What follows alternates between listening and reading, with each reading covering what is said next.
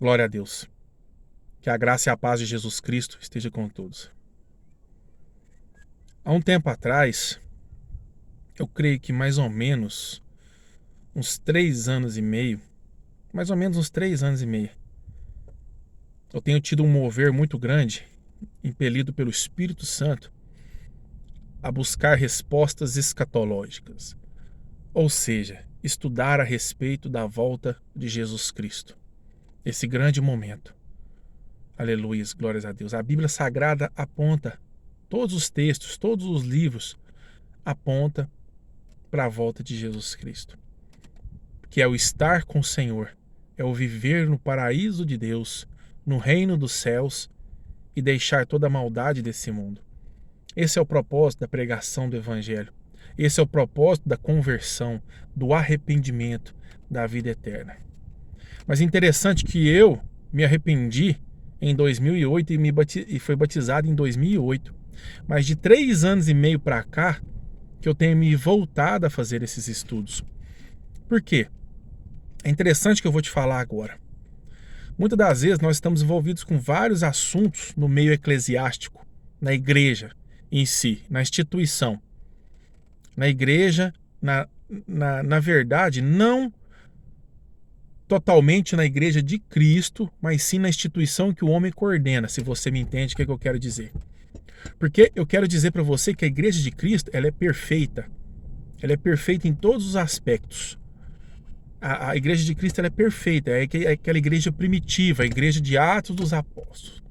Mas hoje nós temos observado uma deformação nos princípios bíblicos, nos princípios da igreja primitiva, na base, na pedra, aquela pedra fundada pelos apóstolos de Cristo Jesus. Nós temos observado essas mudanças, uma adaptação nos dias de hoje. Podemos dizer que a igreja hoje tenta se adaptar a muitas coisas e por isso entra heresias, falsas doutrinas, muitas coisas que corrompem os princípios. E na verdade, de 3 anos e meio para cá, que eu me voltei para a necessidade desse estudo escatológico, onde eu me desliguei, muitas das vezes, de hábitos e costumes, usos e costumes, de doutrinas eclesiásticas, de igrejas locais, onde eu fui me aprofundar em oração, em estudo da palavra. E desse tempo para cá, muitas coisas eu vi acontecer, coisas assim espantosas acontecer na terra, no mundo. E agora, de 2 anos para cá, nós observamos essa pandemia. Então não foi à toa que eu fui impelido pelo Espírito a começar a estudar, me aprofundar mais sobre a volta de Jesus Cristo, porque é de grande necessidade que nós nos atentemos para os sinais. Mas, como eu disse, muitos estão envolvidos com as coisas locais, eclesiásticas, com projetos humanos que dizem ser de Deus, mas não são. Muitas coisas organizacionais ali, coisas do homem mesmo, envolvendo e dizendo que é de Deus. Mas o Senhor, nesse tempo, está nos trazendo, nos convidando para viver o sobrenatural, para viver aquela igreja primitiva, os antigos princípios. As coisas que foram perdidas, trazer de volta. E não é fácil. Não é fácil que quando nós confrontamos as pessoas com o verdadeiro evangelho, elas se fecham e resistem, não querem ouvir. Por quê? Porque o evangelho de Jesus, ele traz renúncia, abnegação, ele traz separação e muitas das vezes traz dor, Porque onde o Senhor corrige o filho que ele ama e muitos não querem ser corrigidos. Então, o evangelho da facilidade é mais fácil de acompanhar. É mais fácil nós entrarmos na igreja onde muitas coisas já são propostas e são permissivas, do que nós irmos para um lugar de reunião onde ali é pregado o verdadeiro evangelho e exigido uma santificação, uma devoção maior e uma atenção quanto às escrituras sagradas. Muitas pessoas hoje, se você entrar numa igreja grande e começar a questionar as pessoas a respeito da Bíblia, muitos não vão saber te responder. Não sabem quem que falou o texto, se você perguntar algo de algum texto, não sabe nem onde fica.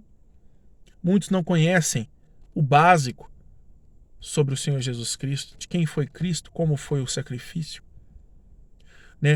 São perguntas simples hoje, até é bom você observar, você que está me ouvindo agora, se você não sabe responder, né, o que eu vou falar agora. Tem pessoas que não sabem a diferença entre João, o apóstolo, e João Batista, o profeta.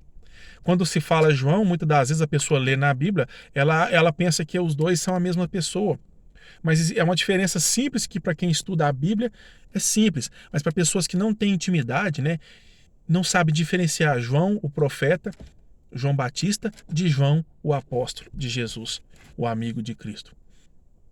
Então são coisas simples, coisas que fazem diferença. Então através desse vídeo eu quero te convidar a se aproximar do Criador, querer conhecer o seu Criador.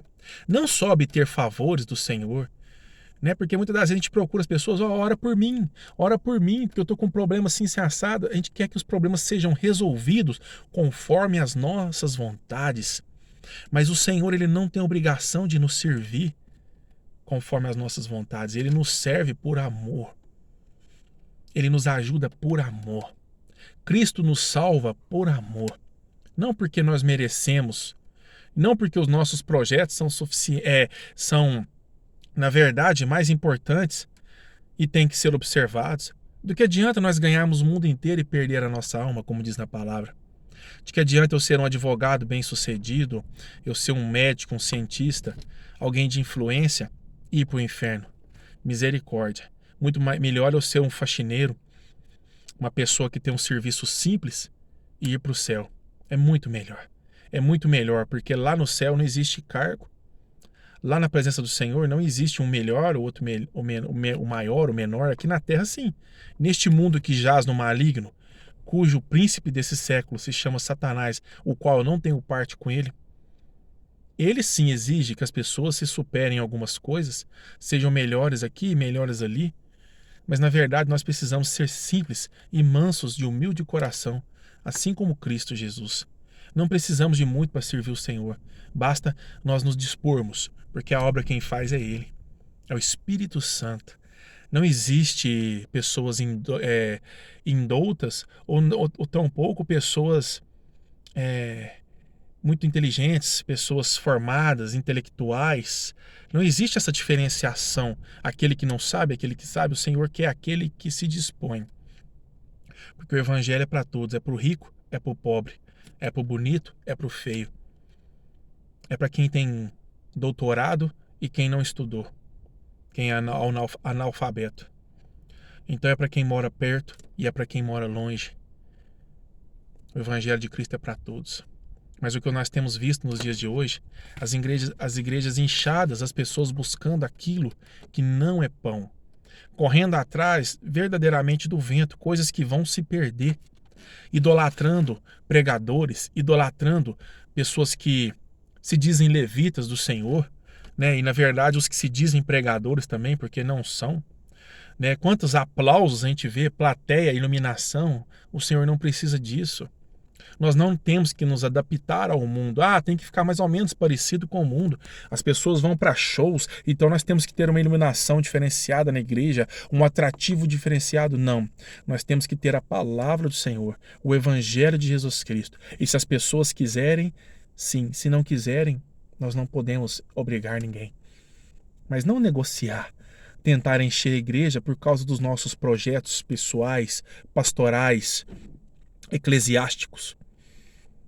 Muitas das vezes a igreja quer crescer em volume e aparência, mas não preocupa com as vidas salvas. Não, são homens enganados, são homens cheios de si mesmos, soberbos, arrogantes, presunçosos. São pessoas que têm seus projetos pessoais acima de qualquer coisa, recebem grandes salários e investem pouco na obra. Não estou falando de dinheiro quando eu falo de investir, estou falando de tempo. Eles recebem verdadeiramente muito conforto, muita bajulação, e muitas ovelhas passam necessidades. Muitas ovelhas passam dificuldade. É sobre isso que eu quero falar com você. O que vale a pena nós vivermos? O que vale a pena nós fazermos em relação a tudo que nós temos presenciado, em relação à obra de Deus? O que o Senhor espera de nós? Ele espera grandes coisas, espera que sejamos pessoas bem-sucedidas, influentes na sociedade, ou Ele espera que nós sejamos simples, mansos e humildes de coração, assim como o Senhor Jesus Cristo, aptos a ensinar, sadios na fé? O que é ser sadio na fé? Sadio na fé é examinar as Escrituras, aprender verdadeiramente as coisas do Senhor e passar para frente, passar adiante. Porque agora nós estamos prestes a viver uma crise grande. Eu tenho avisado já, eu estou falando que há mais de 3 anos e meio eu já tenho feito os estudos e eu venho fazendo os alertas. E nós caímos agora nessa pandemia.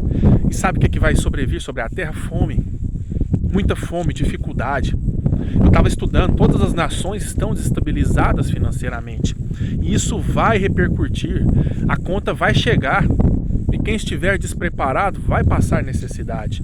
Não vamos colocar o peso de... Um exemplo, eu quero dar um exemplo para você. Não vamos colocar no Criador a obrigação de nos sustentar. De que forma? O Senhor disse que se nós cremos e vivêssemos a vida, a verdadeira fé, não ia nos faltar nada. E assim é. Mas por isso nós vamos deixar de guardar um mantimento, de fazer uma provisão? Porque a Bíblia bem diz que não ajunteis ouro nem prata, onde a ferrugem consome e os ladrões minam e roubam. Ajuntai tesouros no céu, espirituais, na presença do Senhor. Mas o pão, a necessidade, nós trabalharmos e guardarmos um pouco de comida, não é pecado. Isso não é sinal de que temos pouca fé. Não, muito pelo contrário, nós estamos mostrando que somos organizados. Então eu venho fazer mais esse alerta para você quanto a essas coisas. Vamos passar um tempo de crise, sim, esse tempo está chegando. Então aquele que não estiver preparado vai passar dificuldades. Sabe por quê? Porque muitas das vezes é difícil a gente manifestar a nossa fé de barriga vazia. Glórias a Deus. É difícil nós manifestarmos a fé de barriga vazia. E assim para o próximo também é difícil, e para o outro é difícil. Então, nós temos que nos abastecermos de provisão, de mantimento, sim, mas principalmente do espiritual. Que o Senhor Jesus disse, nem só de pão viverá o homem, mas de toda a palavra que sai da boca de Deus. Então eu te convido para viver um tempo de sobriedade. Esqueça das futilidades. É isso mesmo que eu quero te falar agora. Esqueça das coisas que não têm necessidade. Aquilo que não é pão. A Bíblia diz porque nós gastamos, pedimos para gastar em nossos próprios deleites com aquilo que não é pão. O que o apóstolo quer dizer com isso? O apóstolo Paulo não, o apóstolo João. Ele quer dizer que nós queremos gastar com as nossas concupiscências, nossos próprios deleites. Nós queremos viver uma vida luxuosa, com internet, com tudo. Queremos viver uma vida aí muitas das vezes diferenciada. Esquecemos verdadeiramente de que essas coisas vão passar. Eu quero trocar de carro, eu quero construir uma casa muito melhor, com piscina, com isso, com aquilo outro. Não, meus irmãos, essas coisas vão passar. Eu não estou pregando miséria. Não estou querendo dizer que você não pode adquirir alguma coisa na sua vida. Não. Eu estou te aconselhando a trabalhar. A trabalhar sim, lutar. Incentivar as pessoas que estão ao seu redor a trabalhar, a buscar. Mas agora é tempo de armazenar comida, de guardar coisas que vão ser necessárias em tempo de crise. Porque vai chegar um dia que nós vamos no supermercado e não vamos encontrar comida para comer. Você pode até olhar na sua mão e falar assim, não, mas eu tenho aqui R$100, mas não vai ter comida para comprar. Por quê? Por causa da escassez. Nós vemos o combustível, vamos colocar aqui, de certa forma o combustível é uma coisa que não é de primeira necessidade. O combustível, eu digo a gasolina, o álcool, para pessoas andarem de carro. Faz falta o diesel para os caminhões trazerem mantimento, sim, faz falta. Mas eu te digo que a hora que chegar um tempo que nós não tivermos condição de abastecer o nosso carro, de abastecer, e nós dissermos assim, não, verdadeiramente agora o que importa é o arroz e o feijão, é o básico, é o necessário. Já não importa mais o passeio, o luxo, o conforto, eu ir, eu vir, agora eu preciso de comida. Então muitas pessoas não acreditam que isso vai acontecer, que esse tempo vai vir. Ninguém acreditava que poderia haver uma pandemia que alcançasse todo mundo, e ela está aí, ainda não se foi. Estamos vivendo ainda. Agora, neste momento, na Europa, tem aumentado os casos. Na Rússia e na China. Na China estão orientando para que as pessoas estoquem comida. Olha só, lá na China está sendo orientado para a população estocar comida. Por quê? Porque se for necessário fazer um lockdown mais acirrado, as pessoas vão ter provisão, vão ter providência em suas casas. Tem lugares que tem conflitos. Hoje eu estava vendo no Reino Unido, não tem mão de obra. Lá na Inglaterra não tem mão de obra, Por quê? Porque as pessoas durante a pandemia perderam, as lojas fecharam, os restaurantes, as pessoas que trabalhavam não eram da Inglaterra, eram imigrantes. Aí elas perderam o serviço e voltaram para sua terra. E agora a Inglaterra está passando uma grande dificuldade, porque não tem mão de obra. Tem criadores de porcos que estão sacrificando os porcos porque não tem como tratar, porque não tem motorista para levar. Está faltando mão de obra de caminhoneiros, não tem motorista para levar para o frigorífico, e no frigorífico não tem quem abata os porcos para poder vender. Então está faltando na prateleira do supermercado, porque não tem mão de obra. Está faltando porque não tem pessoas, açougueiros nos frigoríficos para abater os porcos, não tem quem leva, e os fazendeiros não tem quem cuida. Então verdadeiramente estão sacrificando porcos e enterrando porque não tem mão de obra. A crise dos containers, está cheio de containers nos portos de várias partes do mundo, parados porque não tem os caminhoneiros para levar os containers. Os Estados Unidos está vivendo uma grande crise também de mão de obra. Lá foi feito um auxílio de 1.200 dólares. Aqui no Brasil foi R$600, né? Agora está 250 ou 150, dependendo da família. Lá não, o auxílio era 1.200 dólares. Então vamos trocar em miúdos, né? Seria hoje quase R$7.000. Muitos não querem sair de casa, arriscar suas vidas, porque já estão recebendo isso do governo. Então, de certa forma, foi um tiro no pé que o governo deu.